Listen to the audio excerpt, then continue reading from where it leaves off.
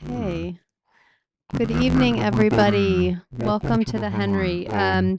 Thank you to everyone here in the auditorium and folks who are also online for joining us for tonight's program. My name is Nina Bezichnik.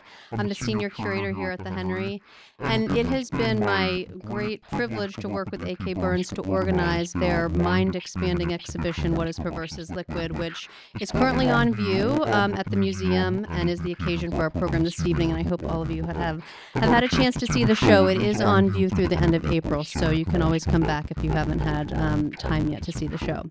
I'd like to open our time together by sharing the Henry's land acknowledgement. So we at the Henry Art Gallery live and work on the unceded ancestral lands of the Coast Salish peoples and the shared waters of all tribes and bands named and unnamed, including Squamish, Duwamish, Tulalip, and Muckleshoot nations. The land acknowledgement reminds us of our connections, indebtedness, and responsibilities to the peoples and the more than human kin where we live and work. We invite you to join us in paying respects to elders past, present, and future, and to consider what paying those respects means within the work that we do as individuals and with institutional frameworks. This evening's program is co-presented with the University of Washington Bothell MFA in Creative Writing and Poetics program, and I'd really like to acknowledge and thank Ching-In Chen, who is faculty in that program and joined us on stage as tonight's moderator for their collaboration to bring this program to life. We express our gratitude as well to the School of Interdisciplinary Arts and Sciences and the UW Bothell Labor Colloquium. In addition, I want to thank my Henry colleagues who have made this evening's program possible, including Stephanie Sun, M. Chan, Tanya Collette B., Phil Stye, and Sven Holgram. Their care, curiosity, and commitment is unmatched. So today's program emerges from the subjects, materials, and processes at work in What is Perverse is Liquid. This exhibition animates the intersections of land, water, and bodies across Burns's art, particularly focusing on the Negative Space series, a 10-year project that Burns has completed recently. This expansive project explores the world-building potential of the science fiction genre. It scrambles hierarchies of social and cultural value, born from imbalances of power, to imagine alternative relationships for collective liberation. These strategies of resistance to imagine otherwise are, for me, more necessary than ever. And I feel so fortunate to have AK's exhibition on view now to be buoyed and bolstered during these incredibly uncertain times. Writers and other creative thinkers and makers are touch points for inspiration and collaboration across Burns's practice. The poetry of Natalie Diaz is one such touch point, of particular resonance in the video installation, What is Perverse is Liquid. Poetry from Diaz's Postcolonial Love Poem is felt and heard in the piece, animating water as a life-giving material, full of transformative potential and also a living entity under threat. We are thrilled to have Natalie Diaz in conversation with Burns this evening to share dialogue around the significance of language, land and water, and ecologies of resistance across their work. We're also delighted to have Ching-In Chen here to facilitate tonight's conversation. Chen's own writing and work exploring themes of queer embodiment and environmental justice provides an insightful lens to the conversation. And at its heart, this program brings together three brilliant people in celebration of creative connection and relationship and the importance of these connections to artistic life and imagination. So for some practicalities, our guests are going to speak and engage in conversation for about an hour, and then we'll be followed by a brief Q&A for audience questions. When you came in, you should have received a note card and a little pencil, and we invite you to write your questions on those provided note cards. We'll also have a mic available if asking your question that way is more accessible to you. We just ask that everyone keep their questions short and in question format so we can get to as many folks as possible. So before I hand it over to our speakers and guests, I want to share a little bit about them in the order that you'll hear from them. And for the sake of getting to the heart of our program, I'm going to share abbreviated bios, but please visit the Henry website for more extended info on these distinguished speakers. Ching-In Chen is a celebrated author working in multiple forms. His 2017 book, Recombinant, published by Kelsey Street Press, was the winner of the 2018 Lambda Literary Award for Transgender Poetry. Their chapbook, Kundiman for Kin, Information Retrieval for Monsters, was a Leslie Scaplino finalist. Chen's forthcoming book, Shiny City, will be published by Arley Press later this year. Chen was awarded the Judith A. Markowitz Award for Excellent New LGBTQ Writers and is the recipient of fellowships from Kundiman, Lambda, Imagining America, the Intercultural Leaders Institute, among others. A.K. Burns is an interdisciplinary artist and associate professor in the Department of Art at Hunter College, City University of New York. Burns has exhibited internationally at many distinguished venues, including the MMK Museum of Modern Art in Frankfurt, the New Museum in New York, Palais de Tokyo in Paris, and the Wexner Center for the Arts in Columbus, Ohio, among others. Burns is a recipient of notable awards, including a Berlin Prize Fellowship at the American Academy at Berlin, Guggenheim Fellowship, Radcliffe Fellowship at Harvard University, and a Creative Capital Foundation Visual Arts Award. Natalie Diaz was born and raised in the Fort Mojave Indian Village in Needles, California, on the banks of the Colorado River. Mojave and an enrolled member of the Gila River Indian tribe, Diaz received her BA and MFA from Old Dominion University. Diaz is the author of Postcolonial Love Poem, published by Grey Wolf Press in 2020, which was the winner of the Pulitzer-Prize in Poetry and a finalist for the National Book Award and the Forward Prize in Poetry. Her previous book, When My Brother Was an Aztec, published by Copper Canyon Press in 2012, was winner of an American Book Award. Diaz has received fellowships from the MacArthur Foundation, the Lannan Literary Foundation, the Native Arts Council Foundation, and Princeton University. She was awarded the 2023 Arts and Letters Award in Literature and the Princeton Holmes National Poetry Prize. A language activist, Diaz is director of the Center for Imagination in the Borderlands and the Maxine and Jonathan Marshall Chair in Modern and Contemporary Poetry at Arizona State University, where she teaches in the MFA program. In 2021, Diaz was elected a Chancellor of the Academy of American Poets, and she lives in Phoenix. So without further ado, I want to turn it over to A.K. Burns, Natalie Diaz, and Ching-In Chen.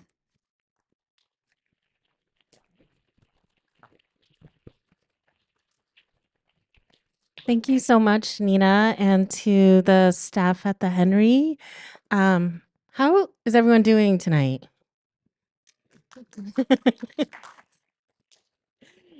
So glad to be here with you, with A.K. Burns, with Natalie Diaz. It's been a challenging time, and I will say that it has been a pleasure and a joy to get to escape into the world of A.K. Burns' exhibit and to also get to spend time again with Natalie's beautiful, heartbreaking words. And one thing that has been a joy is to see their creative making through the eyes of my students, and see their attraction to the material, and also the speculative in your work, and to see the different portals that they're entering, and then for Natalie, the questions around where we fit in, how we situate ourselves with the ghosts of our country.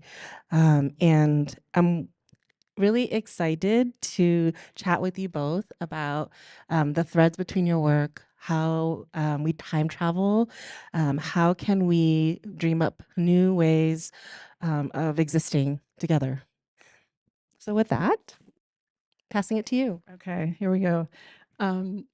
So Natalie and I are going to kind of back and forth here. I'm going to introduce you to a couple, just some small portion of what's happening in the exhibition.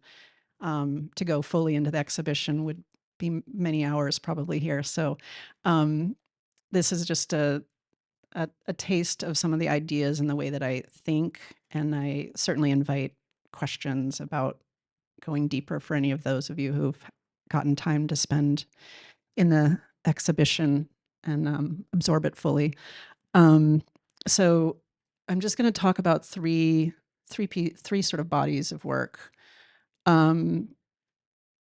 So Before the Wake is some of the oldest, well, it's not quite the oldest work in the show, but it's definitely comes at the onset or research phase of beginning this project, which centers around 4 video installations. What we have here at the Henry is 3 of the 4, and they culminate together to be a project that I call Negative Space. So What is Perverse is Liquid is one of the 4. We also have Living Room on exhibit and Leave No Trace in this show.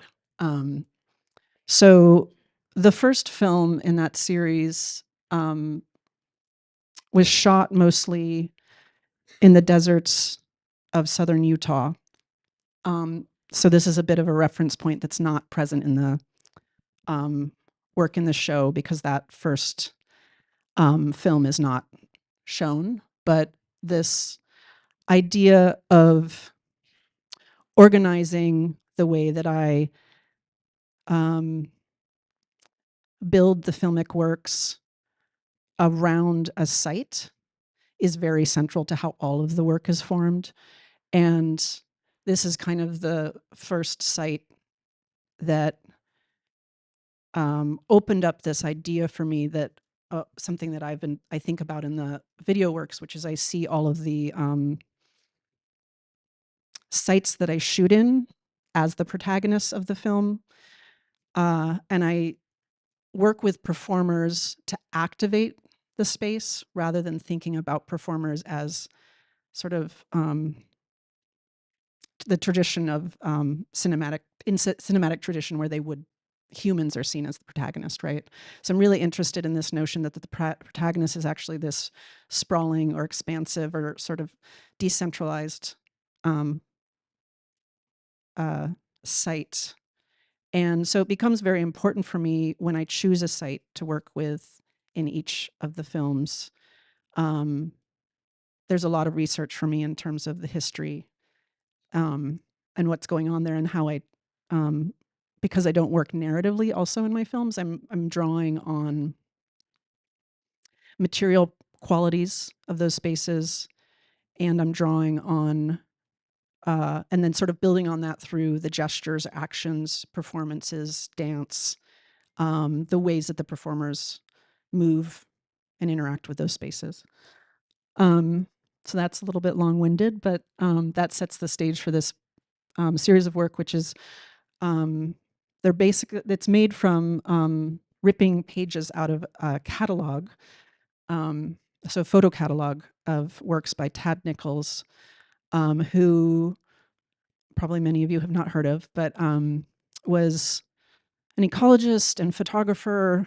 The works were shot in the 50s prior to the dam being built on the Colorado River, known as Glen Canyon Dam, and which resulted in Lake Powell forming. I'm not sure how, well, we're on the West Coast, so people are more familiar. I'm used to talking on the East Coast where people are like, public land, what are you talking about? Everybody out here knows what I'm talking about. So, and I grew up in California, so I have this sort of, I live on the East Coast now, but I definitely, my roots and my body are in the landscape of the West and spending a lot of time camping and being in and with the land. So, yeah, I think so. Most of you probably know that the Colorado River is, the main body of water that feeds the California and the southern states of, Colorado, Arizona. It's the reason Las Vegas can exist. It's the reason LA can exist, right? Those desert lands that have been formed out of controlling the water's flow, right? And I encountered this body of water without knowing about the dam. And afterwards, in researching, I was like, it's not that I didn't know the dams existed on the Colorado River. I just didn't understand I was more familiar, as I think most people are, with the Hoover Dam and Lake Mead and, I didn't really understand that there were like 15 dams. And anyway, so the kind of, I got into a much deeper investigation into how that really changes the ecology of that landscape.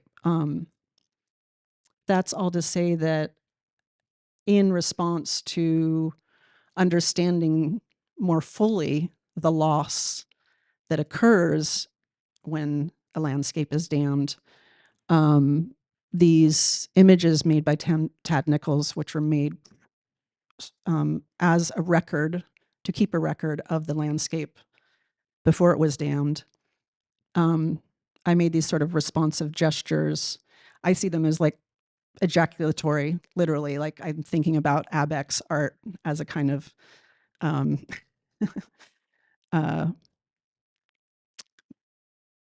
I think the linkage between a kind of jerking off or proprietary kind of gesture that happens in there that we could make associations with the splatter. Um, so, and I'm using spirulina and what is it? Polyurethane. So I'm using like a natural blue-green algae and mixing it with this sort of toxic chemical to hold it in place. And I'm interested in those, that material collision. And there's a lot of what happens for me in choosing sites in the films is that there's a lot of sites that look natural, but that they're man-made. And I'm very interested in that sort of problematic, the way we perceive nature in sites that are highly constructed and intervened upon and usually exploited and extracted in some way. And on that note, I'm gonna let Natalie take the mic. Iwan Jahotan. Gracias, AK, for having me alongside you and Ching-In. Always lucky to see you. I'm going to join alongside you with a poem. One of the places we like converge and diverge is, I think, in our knowledge systems of land and water, which become our knowledge systems of love, of community, of making, of imagining, which are all things like we're talking about this moment, or they're all things that still occur within this moment. You know, whatever the emergency of the state is, we are still making, imagining, we're here together. And so one of like, I feel like we also converge and diverge in our different deserts. So like the image of Utah that you have there in one of the channels, that's Utah, right? That's desert? Yeah, that's But I immediately am like, that's my desert. Like my Yeah, body yeah, just moves desert. to it, the light, the, you know, everything. And so I think there's also something about desert and water, the reciprocity of those. We usually think of austerity, but there's a reciprocity in the desert toward water.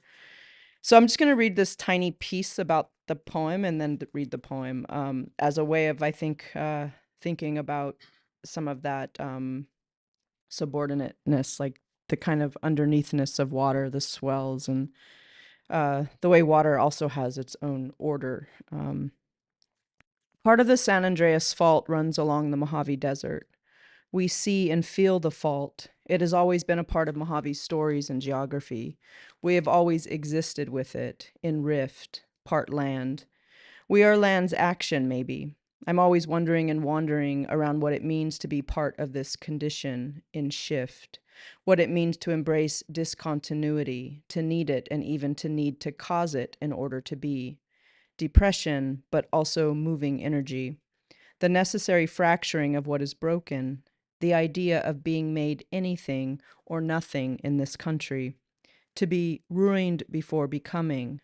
The idea that this country tried to give us no space to exist, yet we made that space and make it still. In stress, in friction, glide and flow, slip and heave. We are tectonic and ready. And I want to join alongside thinking about liquid not being the, you know, right? It's not the it's the way we move. It's in all of these ways that you're showing us through your work. Lake loop. Because there was yet no lake. Into many nights. Oh, and this is lake, but I was thinking like swamp and these other like wetlands is kind of what I was thinking, because the glaciers don't only create the conditions for lakes, but basically our entire wetland system.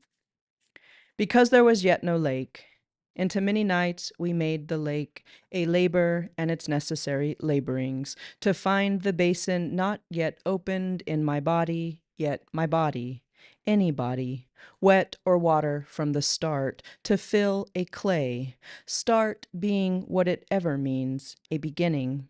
The earth's first hand on a vision quest, wildering night's skin fields for touch, like a dark horse made of air.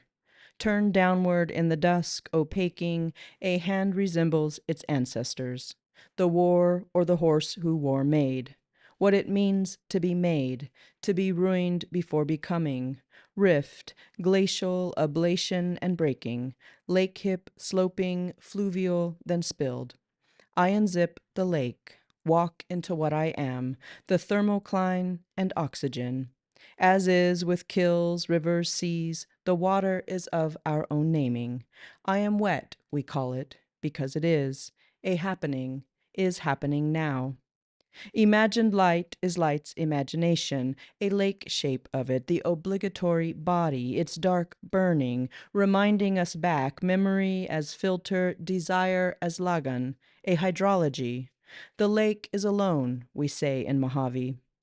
Every story happens because someone's mouth.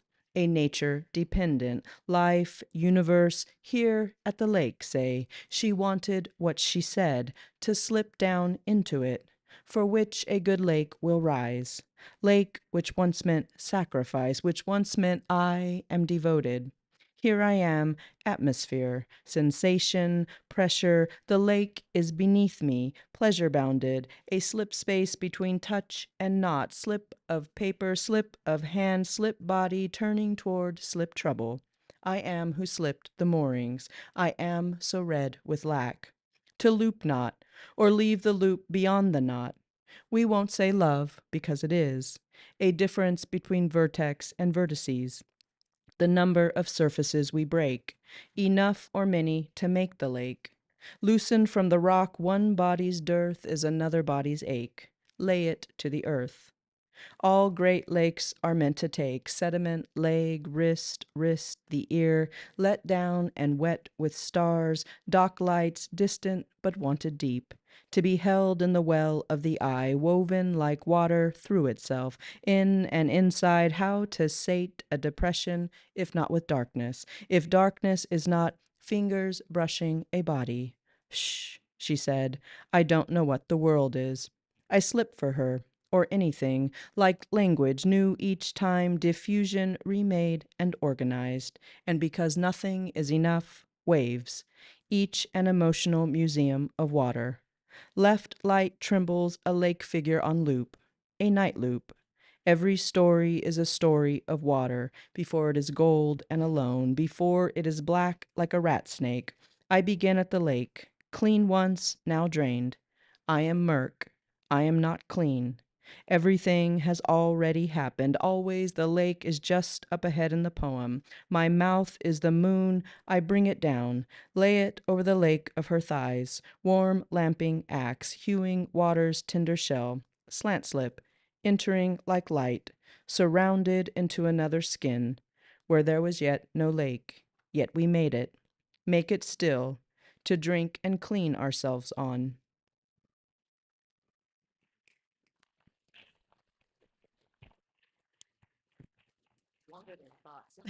Sorry. We told them we were going to go over time. um, listen, we have things to talk about. So, wait, how did this slide get in here? I thought we.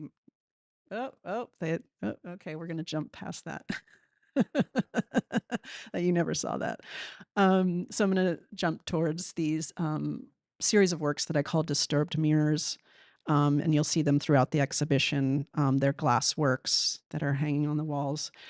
And those, I was working on what you briefly saw, which are those collages, as a supplement to ways of thinking about archiving and building on the materials and references that I've been collecting to make this larger video work.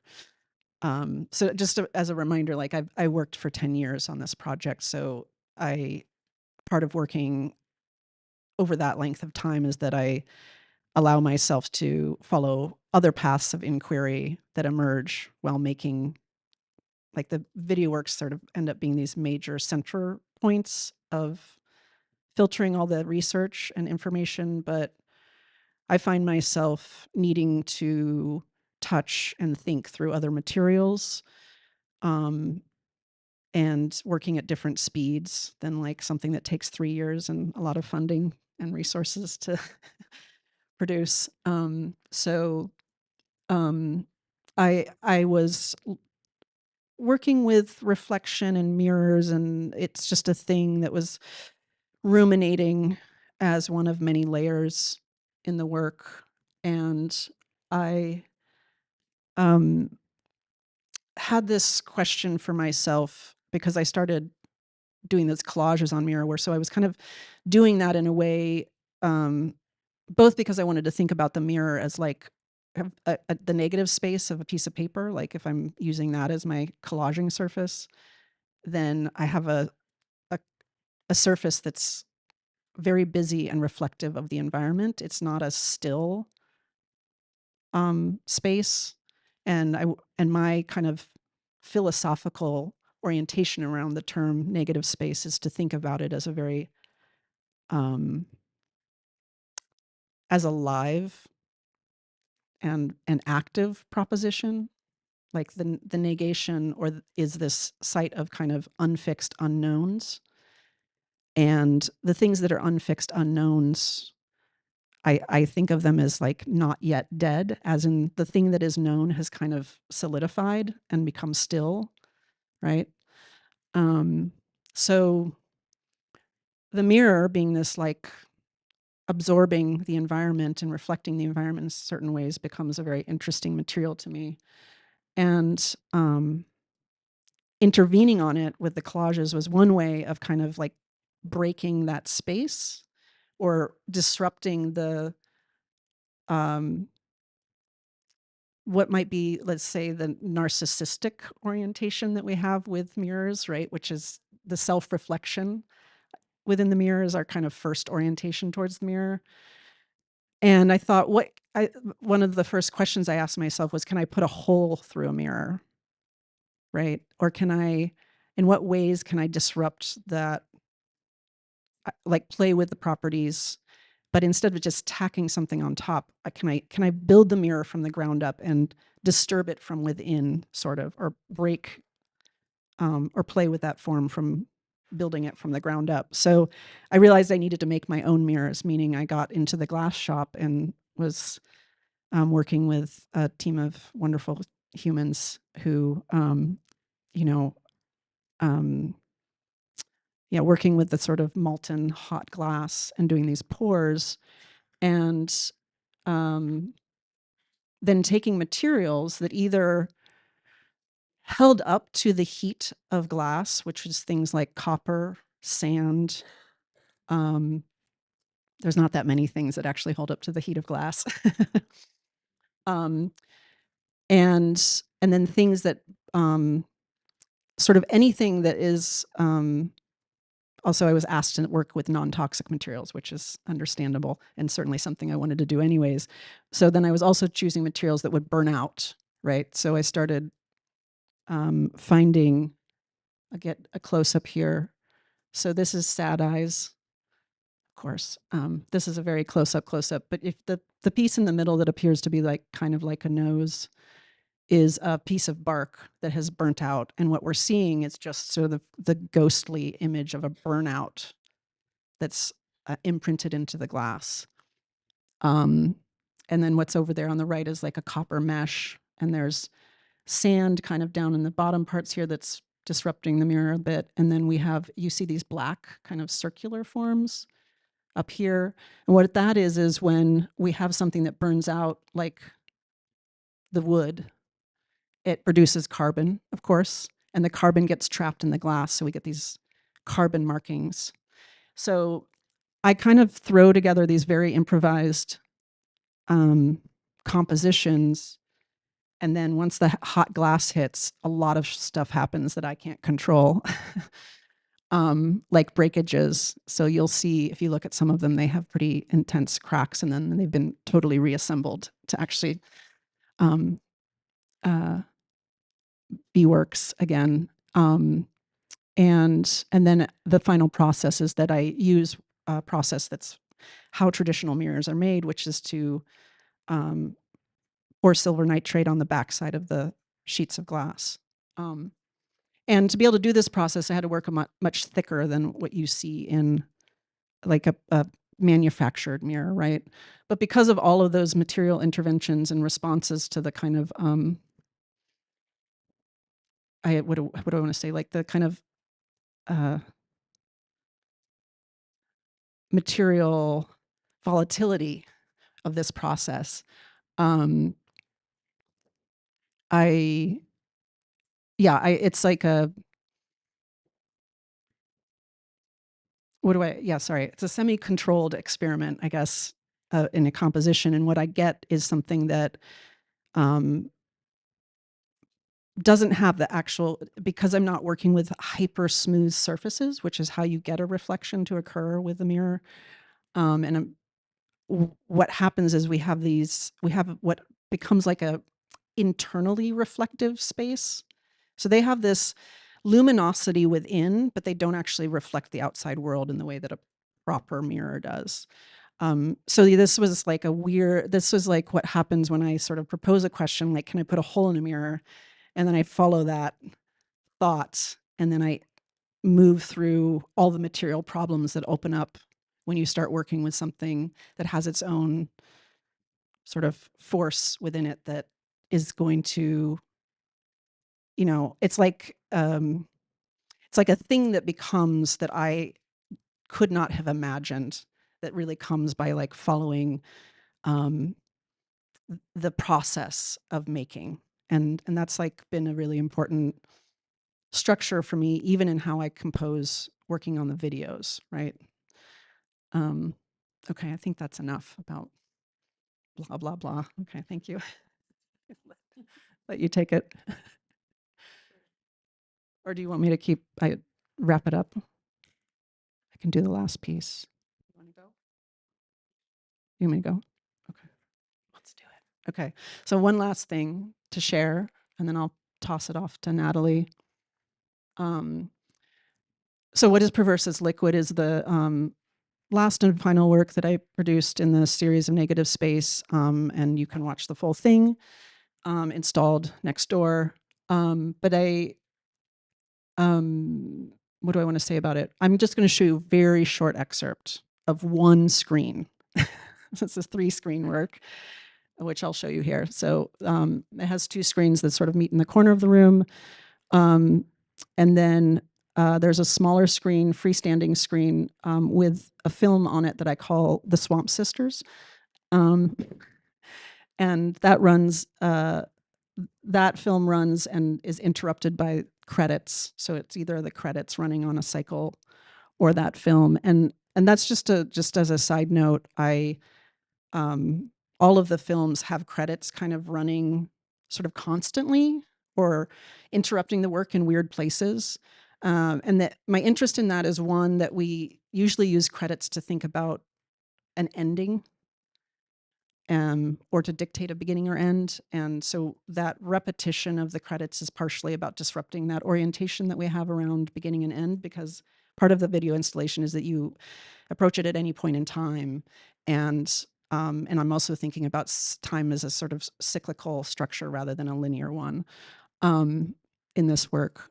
And then what you see in this installation is there's a half round of plexiglass on the ground, which creates this reflective surface. And I call that the wet pool. And then on the other side, which you can't quite see here, but you should go see in the installation, there's a round of sandbags, which is there as seating and has sand in the middle of it with pennies in it. So, that's the dry pool. So there's a wet and dry pool as a kind of binary of the extremes of conditions of water. And what I'm going to show you here is just a short excerpt from what I call the Swamp Sisters. And it's a moment, they spend most of their time in that film. So they're in a body of water that's called the Vly, which is in my neighborhood where I live in upstate New York. And I had the two performers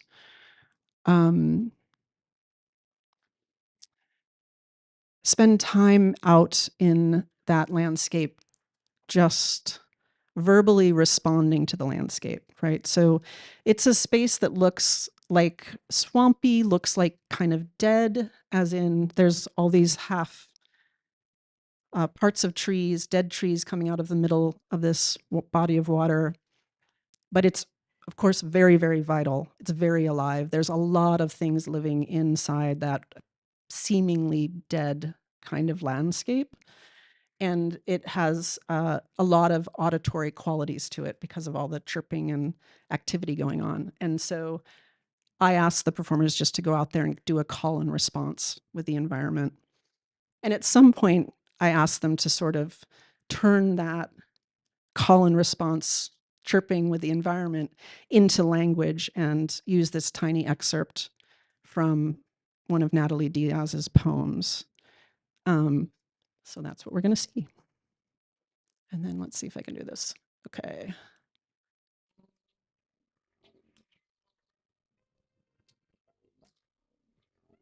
So it's going to start just with the chirpy chirps, and then it'll turn into language.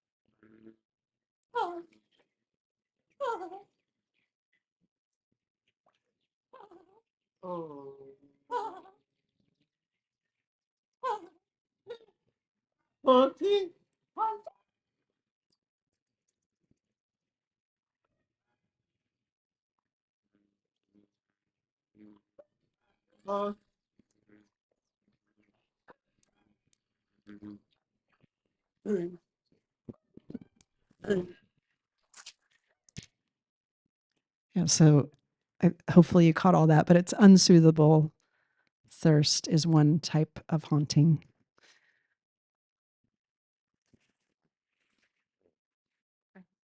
I'm passing it off to you. I'll read a snippet from that, and then then we go back to you.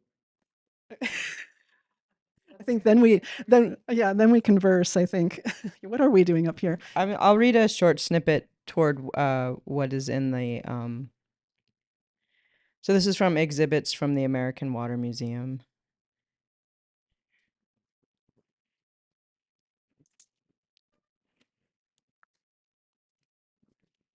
Metonymic experience. There are more than 60,000 miles of waterways in our bodies, veins, arteries, the red lines of our own lives. We are topographies of sustainable greed. Dragons be here now, in our bellies, in the cracked bowl bottoms of lake beds, bloodshot eyes frayed like red speaker wires scorched in the sun. We thirst. Our thirst is a caravan, pilgrims of scarcity. As we die of drought, we splay in the shifting sand like old maps to follow, ones that led us here to begin with, brought us to this masterpiece of thirst as architects and social practice artists. The curators ask us to collapse as naturally as possible, in a heap, so those who come behind us might be immersed in this exhibit of thirst, as if it was their own. Soon.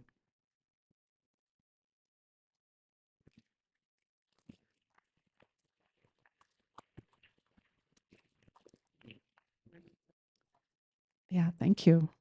I don't know. Thank you both. Wow, so much to discuss or conversate on. I'm wondering, AK, I'd love to hear more about the process of incorporating Natalie's words in the video, and it seems like there's a lot of improvisation. But do you work with trusted collaborators? And I'm just wanting to know more. Trusted collaborators, yes. I call it intimacy-based talent. Um, so yes, I work with people who I have certain intimacies with, and sometimes it's intimacies that are built over a long period of time, and sometimes the intimacies come through research, like encountering Natalie's work, where I did not know Natalie personally, but I was heard like a very deep resonance with thoughts, feelings, and ideas that had been circulating for a long time. And so, yeah, that incorporation was on the impulse of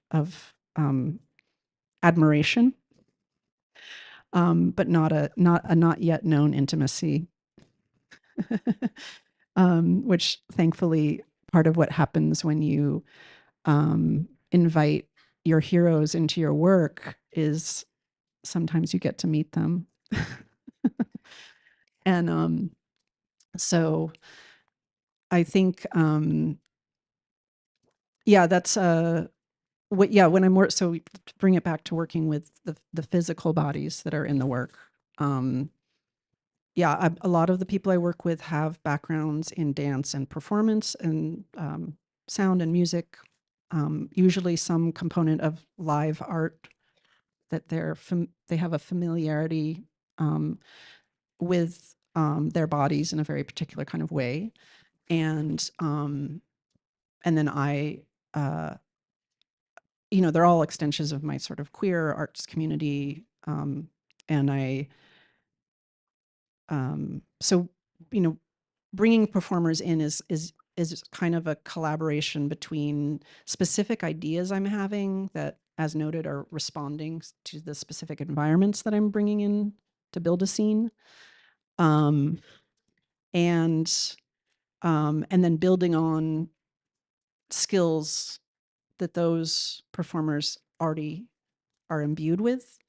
So it's like I really build a structure for a scene, and I invite people in who I trust a lot.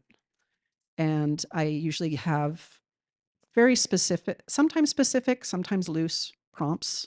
This was like specific enough, as in, yes, I need you to do this kind of call and response with the environment. And honestly, we shot for 6 hours probably.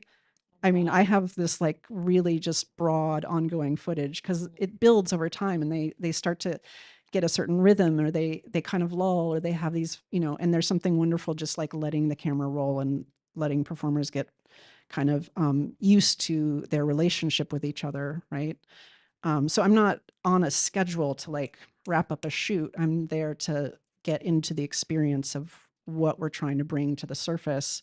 And then at some point I'm like, okay, we're going to try and move this into language. This is the bit of language we're going to try and work with. Let's see what happens. And even after I edited it, the first time I showed it, I didn't have the subtitles. And I realized afterwards that I don't think most people picked up on the language. So I put the subtitles in because I just sort of wanted to make sure that people understood that that was sort of an evolution in the vocalizing that was going on. And I think there's something almost sort of very primary or primal, I'm not sure if I want to use that word, but about the development of language, or moving from the kind of just auditory gesture to the formation of language, that I was interested in that scene. And then I think there's something so resonant just in that short text. The unsoothable first is another kind of haunting. There's a skeleton that performs in this work. There's an owl. They both are the haunting of this building that's in other sections of the video. And so I was thinking about that idea. And also, unsoothable thirst is just, it feels like that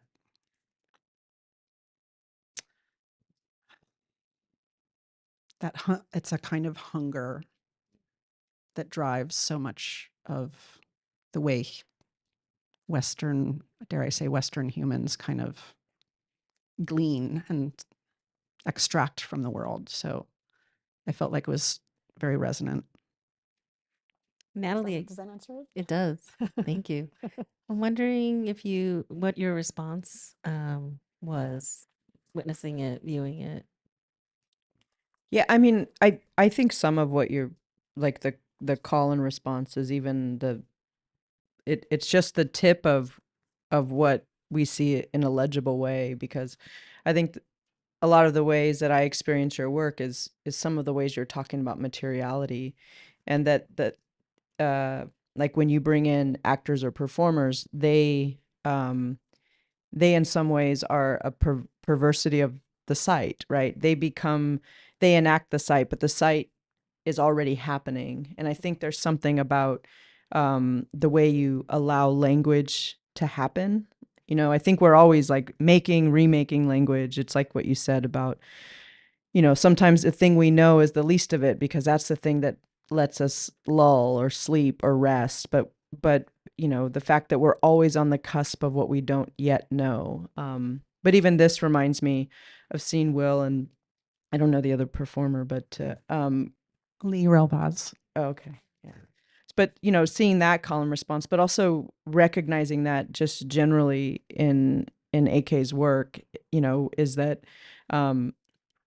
it does incite you, it does compel you to make a kind of language. And some of that might be verbalized, some of that might be text, some of that might simply be your engagement with the actual materials of the space, because I think that's also a language. So that's one of the things I feel very lucky for with your work, is that the way I think about lexicon in language, I feel lexicon in your work. And it's the lexicon of these spaces, but it's also the chasms and gaps between the human lexicon and the non-human lexicon, which is where I think all of our hope for existing is between that space. So those are some of the ways I come to your work. It's interesting because I think the thing that struck me when I first read your work was the way it felt like a material poem, right? Getting back to the material, I was like, oh, this is a person who uses language, not just for the like semantics of it, but also, I mean, it's also what you talk about with the language, right? Is that it's a kind of breaking down of the orientation of speaker or the personhood that might be implied is always clearly entangled with environment, and that recirculates and recirculates in the work in a way that's sort of what was most meaningful to me, was that it was so oriented in a material understanding of being. I wonder too how much of that is desert, like that we do share that one of our original lexicons of home or place or even imagination. We share similarities of, for example, how large a sky is, or the difference between a rock, a stone, and a mountain. You know, yeah. I'm really glad that you read from the museum piece, the exhibits piece, because I feel like I feel like there's so many different perspectives that shift over the form of that piece. And I'm wanted to invite you to talk more about yeah, about the making of that piece. And like I feel like something else that threads both of your work are these disruptions to space, especially institutional space. And like the way that you encourage like someone who's visiting to sit on sandbags or sit in a different way, or like you draw your attention to different places, and I think you're doing that in that poem that you read part of. Yeah, I mean, it's interesting to think about like our architectures of language. They're so similar to our architectures of the museum. My partner's a curator, so I've been on like a fast learning curve the last 3 years of like curation and space and um but I also think that there's something about the disruption that is still trying to center what we might call the natural world or the living world, even within a museum space. And in that piece, exhibits from the American Water Museum, that's one of the things I was trying to think about is, what does it mean to tell a story in a museum? What does it mean to, to bring the outside world in, but to still try to find its wildnesses in these particular spaces, but also what it means to move through it. I mean, and this is, I, I think the poem would have been better if I'd been through one of your shows before, just because of the way that you move things, and you move the body through, or even like the peepholes, right? Like suddenly you can't help but like everything is moving your body. It's reminding you have a body.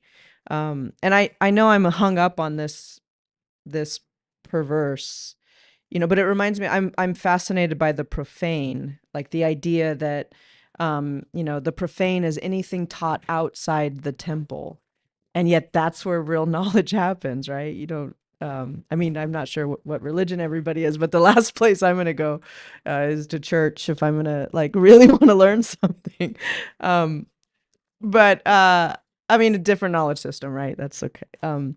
But yeah, but I think there's something about that in relationship to what I was aiming for in the poem, but also I think how I feel and experience your work, even, thinking about the photos in the spirulina, like, and as I circled ejaculatory like real big in my notes. That's also one thing that's very lucky with AK, is the language is always so rich and bountiful and possible. But yeah, so I don't know. I think that feels really important is I mean, we kind of generalize it or make it generic when we say place, but that's not it. Like it maybe it means home, maybe it doesn't, but it usually means that there's some sort of emotional stakes to this living world that that you're a part of or you feel dislocated from. And so, for example, I just flew from New York. I fly to Phoenix in the morning. I will think differently as soon as I hit that light in my desert. But anyway, I back to like the poem and form, like that's something I was thinking about, is like, how do I disrupt a space with my body? And then my body happens to be also a body of water, also a body of land. So But should I pick that up? I was going to just say that, yeah, I mean, the section you read is also recited in the video, and it actually was so nice to hear your voice carry that language. But one of the reasons I was so interested in the American Water Museum as a poem is, I think, I work with archives or referencing the canon in art. Those are all things that are um, evidence or different structures that I kind of play with a lot in my work in different ways, and are definitely in all of the videos. And I think that way that what we archive, the ways we archive, what we then, it says something about what we value, right? And it says something about how we tell stories and how we narrate history. And we all know that that's a very malleable, like what's in and what's out of that narrative radically shifts, than sort of the larger canonizing or value systems of any culture or political system, et cetera, right? And of course, that's why we also see a lot of language management going on right now, because everyone understands how powerful language is, and controlling language and who controls language and stories is paramount to an extension of all kinds of power that can be imbued. So anyways, I was very drawn to that poem specifically because I felt like it was really digging into the problem of archiving and historicizing, and I love that it's the American Museum of Water, right? So it's a museum of a thing that cannot be contained ever. Really, it has a formal quality just in its titling that sort of breaks the whole notion of institutionalizing. Yeah, and I just, yeah, I think of it as a really, whatever. It's a great poem. So I think we've come to the time where if folks have questions to put on note cards, you should do so. And will someone be collecting them? Okay, so please do that. while you put your questions on note cards, I want to tap too, because I know there are a lot of students here. I think there's something really important of what AK is unfolding, what you're unfolding in terms of like where the making happens.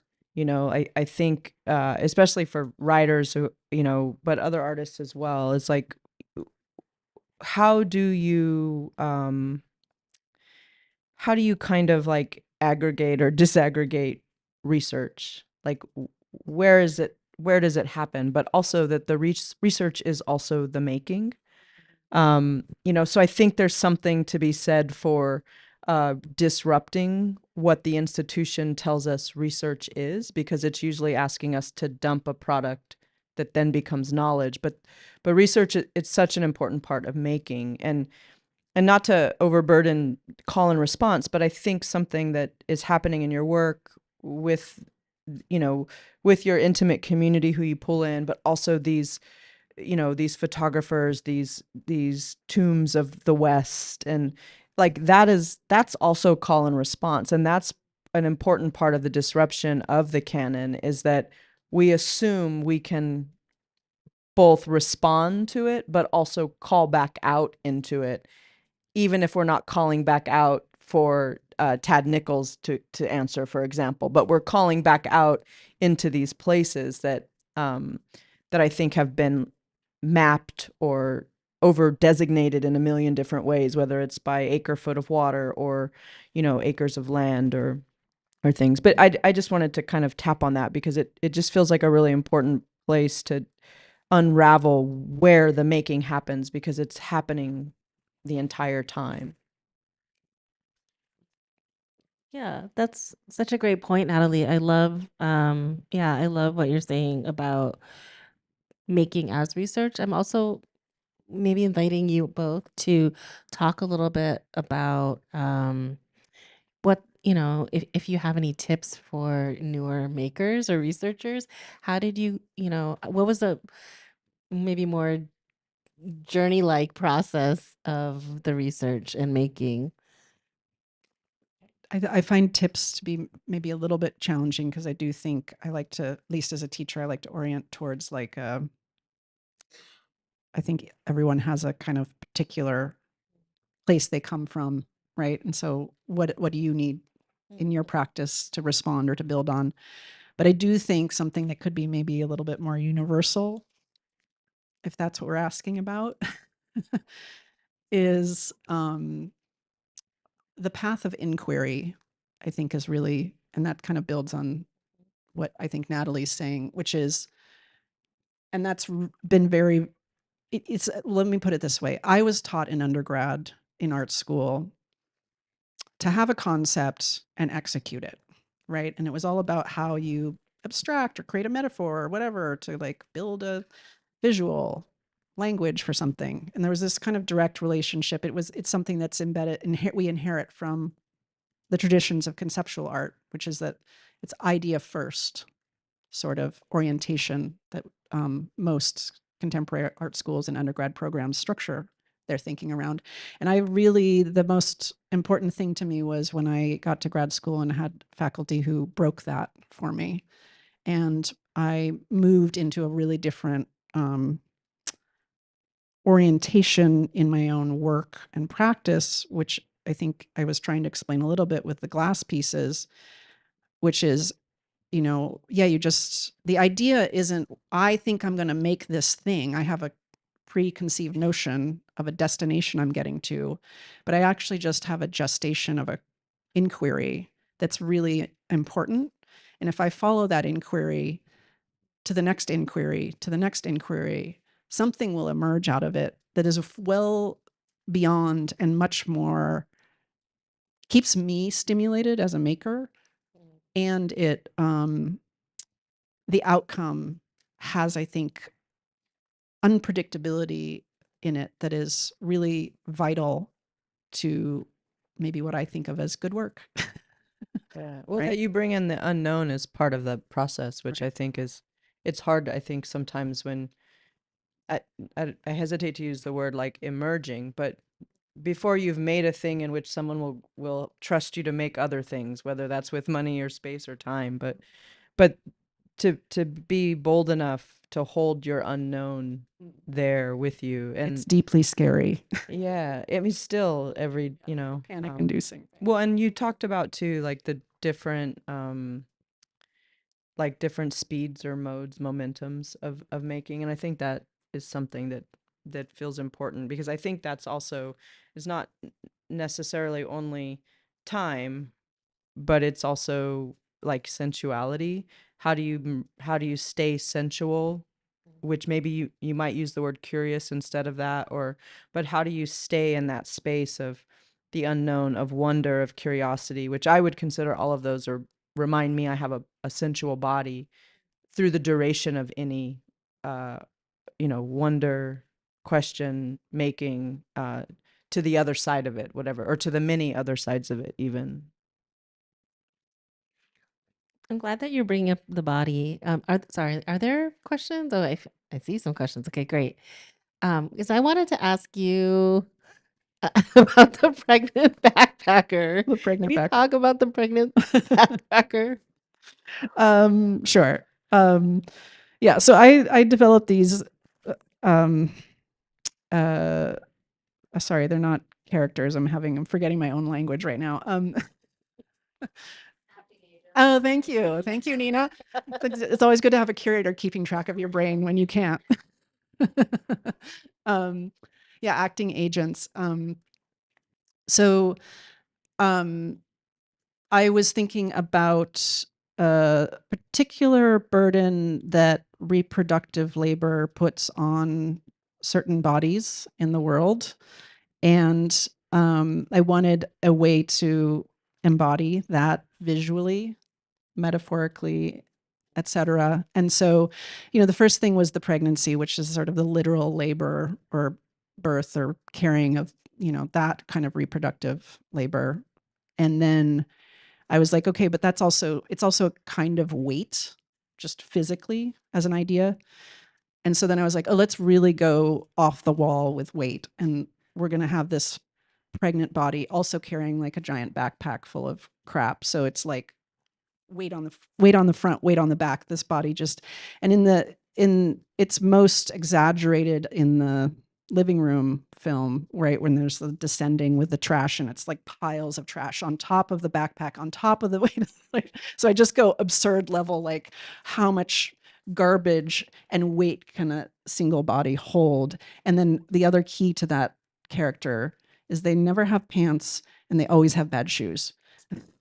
Like, right? So it's like hiking through the woods in like, crappy like house flats, or descending a staircase with a ton of shit with, something that has no good ankle support, right? And so that's about like there's just a kind of the foundation, right? The thing that would most carry the body with most confidence, our feet, and the way they're kind of taken care of is undermined fundamentally. So yeah, does that break it down? Yeah, Yeah. I will say that I felt very uncomfortable watching it, and I felt very very tired. So I was like, "Oh my God, so much labor." But I mean, I think that's Yeah. part of Well, also, if you really watch that whole film and you go through the process of the top of the stairwell to the very basement, Mm, which goes, that descending the staircase happens through the whole film. We return to it. And every time you return to it, there's more trash, right? mhm, Because that was the mm. bowels of the building. That was meant to be the bowel movement, right? Um, and yeah, so that, and speaking to that is my performers are very, very generous with me, and I really made them go up and down those stairs multiple times. So the experience you're seeing is truly the weight of what they were experiencing. I like to be authentic. It felt very authentic. Yeah. Okay, we have some great questions. We don't have time for all of them, but let's start with, okay, and I'm sorry, I can't read some of these, so I'll do my best. Um, in what ways do lived experiences and relationships shape your creative process? How do you navigate tension between, I think it's between intuitive discovery and theory in your work? And this is signed by Asia. So, Is that for both of us? yes. Or it wasn't specified, so I am assuming both. I guess I should pick that up. Okay, there were a couple I was like, what's questions. theory? No. Yeah. D- So it's theory and intimacy, but also there was something prior to that. It was okay. about I'll read it again. In what ways do intuition. Sorry. lived experiences and relationships shape your creative process? How do Okay. you navigate tension between Okay. intuitive discovery and theory in your work? Okay. I think I kind of talked about relationships, right? Like that's actually very central. Having a relationship to the performers, having a relationship to the space, whether that's because it's something like the Vlai, which I walk by every day. It's by my house. It's very ritualized into my life. The Vlai being that swamp, kind of this landscape, or that it's so that's a relationship that has, and sometimes it's through the research of being in the space, then researching the space. That's where that relationship gets built. And then also with performers, I think similarly that there's some kind of knowing there. It's usually been people I've had long-term relationships with. And then the intuition versus Theory, and intuitive theory. discovery and theory, the tension. Yeah. Okay. So yeah, I do devour a lot of theory, but I am always, how do I want to put it? I'm really, okay, I love theory. I find it very juicy. It's a thing I love to noodle around in my brain. But I think that I find a lot of theory doesn't always cross over into praxis or practice, right? And and really understanding how theory is embodied is actually much more central to my interests. So it's imperative that the intuition have value and have space in the process of the work. Like if I just sat there and had a thought, like I said, and then tried to execute it, then I'd be back at conceptual art, which is a thing that I'm sort of interested in undoing to a certain degree. That, yeah, there is some living inside of doing this where you shoot for 6 hours. It's not till it's really embodied by the performers that I get something that is what I'm working towards, right? Um, is that, I think, right? So I can have an idea about a performer in an environment, but I don't ever really know what I'm getting till I get on site and I allow my performers to work in an improvisational way within the context of what I've set up. And that's where I think there's a lot of intuition. Is that You're getting a nod from Asia, so. okay? Where's Asia? There. Oh, okay. Well, everyone else was looking, and I feel like I want to now like face you.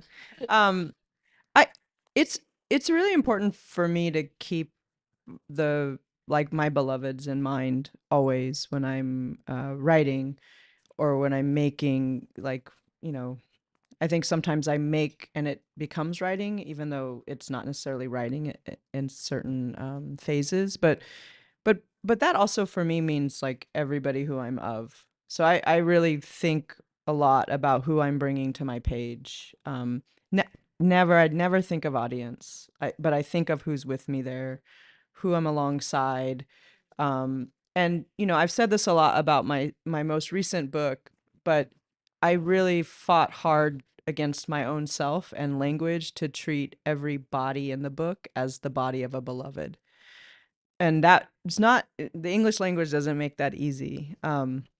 You know, but I wanted to be able to be angry and capable of love. And in terms of the theory, I think I read a ton, so I don't sleep well. So I'm just constantly reading. I don't know what I ever understand of theory or not. You know, like sometimes when I read theory, I'm like, God, I really am just a basketball player. But um, but you know, that's why I'm always like saying like basketball is a game of the future. You guys listen. I'm telling you. But one of the ways, and again, this is, I try to weave myself every place. And so when I'm reading a text or when I'm seeing a show, an exhibit, when I'm talking with someone, I'm like and a practical way that I do that is note taking. I just take notes constantly. I live in a notebook. It's like the way I make sense of the world. It helps me with like ADHD. It helps kind of return me to this physicality that my life was built with as an athlete that I no longer have. But you know, so it's never like, for me, the intuitive, the theoretical, the indigenous knowledge systems, it's all about like weaving the all and knowing I'm a part of all of it. And like the phrase that I'll probably use later in class, but like is just being of consequence. And so when I'm reading something, it feels of consequence to me. And I believe that the ways I think into it are of consequence to whatever happens next. But yeah, that's a very generous question, because your answer makes me want to write, and I want to write just thinking about it. So Great. We have some really great note cards that have diagrams, which I'm not sure. I don't know how to represent diagrams. I'll have to show you later. So Can we act them out? I think to Natalie, I think it's about how to finish a poem, but we can talk about that later. I'm going to ask this question from anonymous audience member. How do you anticipate your lexicon to the land changing given the current administration's position / policies to land, changing names of natural places? I think it says logging of protected lands. Oh, drilling and logging of protected lands. I don't think it will change at all. And that is because I don't think any of those things weren't already happening.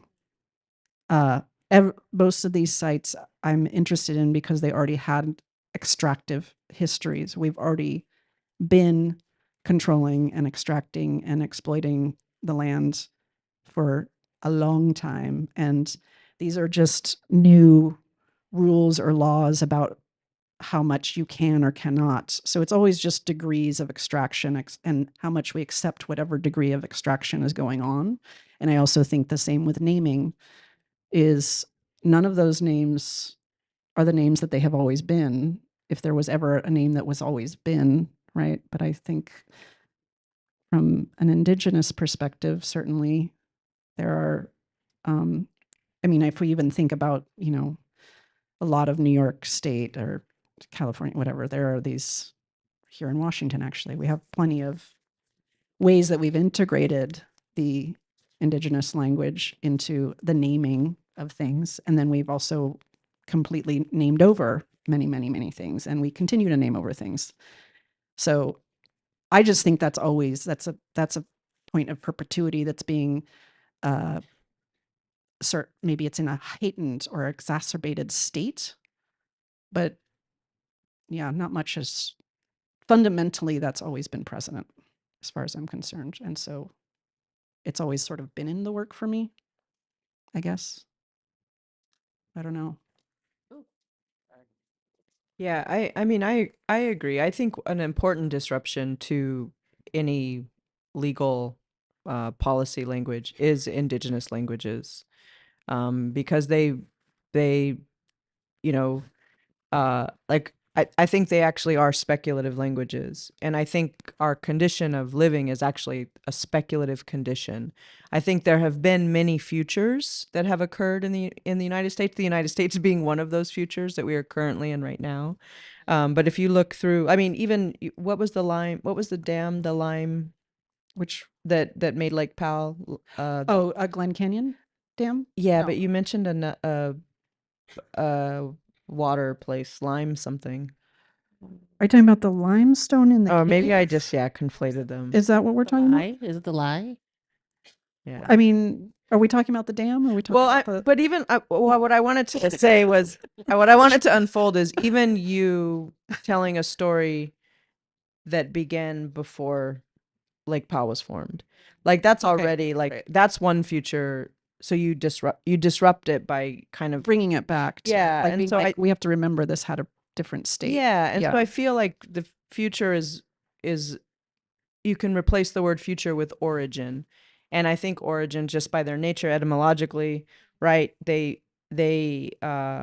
promise us that there will be many of them, right? To rise, it implies there's going to be a descent, and then what happens after descent, rise again. And so I think that's something that feels really important about language, about the moment. Even the language that's trying to be taken from us right now, maybe you feel compelled to speak it even more loudly, but maybe you also feel compelled to use different language, and those will both be parts of these different futures that happen. And I think more than one future can occur, but I do think there's a kind of speculative that happens, as we've kind of even laid out in terms of a process of making or imagining. But I think there's this speculative in language that is well before any policy or law, and you can tell because law tries to steal poetry, right? It tries to use poetry in its oral arguments to be very ridiculous and make precedents that don't exist. But now I'm getting sideways. Now I'm getting all fired up. Yeah, we're gonna. Are you open to one more question? This is it was labeled as less, it's from an anonymous audience member, labeled as less of an art question and more of a life question. We can do life questions, sure. Yeah. I might be. I don't know which one I'm worse at. I mean, I think you could always plead the fifth. Okay.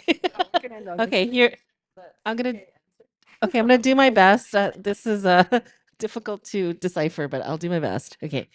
How do y'all tell what you believe? How can you tell which thoughts are your own and which are the result of social conditioning, i.e., birth, education, schooling, etc.? Interested to hear your answers. Wow. Okay. I guess I want to say that I'm not sure I try to distinguish those things. It's not. I think to take your I don't know if you can make or be and like extracted from the life experience that is whatever, class, race, like education, like all the things that you've had or not had access to and been grown inside of, and the community of people that you are birthed into and around. And um, uh, to assume that we could separate or extract ourselves from that is maybe, I guess I see that as a bit of an impossibility, and that it's actually a real asset potentially to lean into that knowledge that you carry, right? Like each of us has a story that makes us kind of exist in the way that we exist. So, and I can't make from a space that isn't something like, I actually think of these works as autobiographical. There's so many, I think people who know me intimately, like my family actually came and saw this installation. They rarely get to see my art. And, it was interesting because they could read things in it that were, that I think nobody would see if they didn't know me from on that level. Right. So, but it's not explicitly a self-portrait, right? Like, I don't think anybody goes in there and like goes like, oh, this is self-portrait of an artist, right? Yeah, I don't know. Do you want to answer? Good. Did I hit the nail? Okay. Can I would like to close with a question for you. The previous question, you were talking about speculative language, and I know you've done so much work around languages and language keeping. So I'm wondering if you might share a little bit about that part of your work. About like indigenous languages. Yeah. Yeah. I will be like kind of brief with it, because I think this taps a little bit on the question that you answered. In that my native language always keeps me very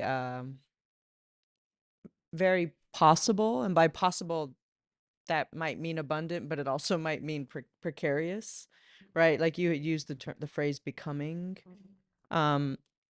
because there's a different reality even of my very own body. The fact that my body can be land, or that I have a river in my body, like those things become metaphor someplace else.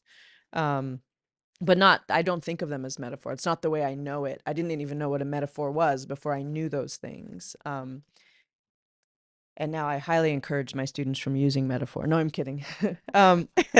Simile is a different story. Metaphor, I'm more okay. But no, I think I've had the real luck to work with elder speakers of a language, the last speakers of different languages, including my own language. But I've also helped other people, and I've been doing that more recently. Working with other people's elders, so friends who say, "Hey, can you go talk to them? They have stories. I don't have time," or I'm not sure how to use the equipment or what's the best way to do it. But I don't know. I'm going to turn it back to like some of the earlier questions about what we do in this moment, right? Is we make, and and we also make language. And I think when I like working with working with elders who were the last speakers, and then knowing I'm the youngest speaker of my language, but I don't really have anybody to speak it with because my elders have passed away. But like there's something about that loss, which is maybe what I mean by the speculative. It's like we've lost so much, and yet here we are, and we have, even if you have 2 words, if you have 7 words, if you have 500 words, if you have somebody to actually speak with, like there's something about the power of language. And it's not the body, like I say, it's not the body, but it's our best guess at the body. And so it's one of the most important tendernesses I think you can have without touching somebody, is the way you call their name, or the verb you use to say, how something felt, or yeah, I don't want to get too sideways, but again, like my poetry is very much informed by my work with elders who I've seen look at me and tell me, like, I know what you're asking me, but I don't remember how we say that, and there's nobody left for me to ask. And so my job now is to not see that as a loss, but to take it as I don't know, sometimes I don't even know yet, but to take it and like reorganize toward whatever might come next. And maybe that's a word, and maybe it's a story, or maybe it's just another hour in the day that I feel tilted towards something, worth tilting toward. But I'm gonna flicker that back just to your work, because it feels important though, because again, like for me, the body is also land, it's also water. But to uh to make back toward the world that we are made of in some ways, I think is yeah, I kind of don't understand any other way to make. And so it's a real gift to be alongside you now, but to just always see what you're making next. And so gracias. Thank you Yeah, so much, thank Natalie. you. Wow. Any last words? Oh no, I'm just a big thank you to both of you. It's been a real pleasure. Well, Thank you. let's give another round of applause and gratitude to our fabulous speakers.